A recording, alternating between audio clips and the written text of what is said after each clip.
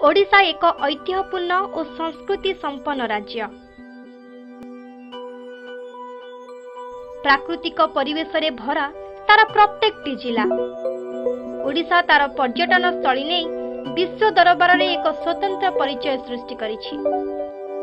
प्रत्येक पर्यटन स्थली रहिछि अनेक महत्व गाथा। ठीक सेही परी नुआपड़ा जिलार पातालगंगा तीर्थक्षेत्र रहिछि स्वतंत्र पराकाष्ठा। नुआपड़ा जिला बोडेन ब्लॉक रे रहिछि पातालगंगा मंदिर और कुंड।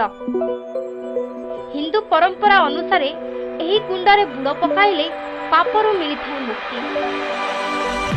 एही कुंडरू केबे भी पानी सुखी न थाए, पातालरू अनवरत झरुथाए पानी। किंवदंती अनुसार त्रतीय युगरे भगवान राम, लक्ष्मण और माता सीतांकर एही मंदिर रे रहिछि पाद चिन्ह।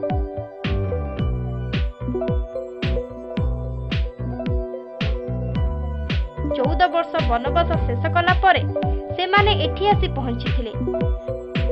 कुहा जाय कि माता सीता क्षुधा अनुभव करिबारु प्रभु लक्ष्मण तीर मारी पातालरू गंगा मां को बाहर करथिले। सेही दिनरू पानी झरी चलीछि, केबे भी बंद होई नाही।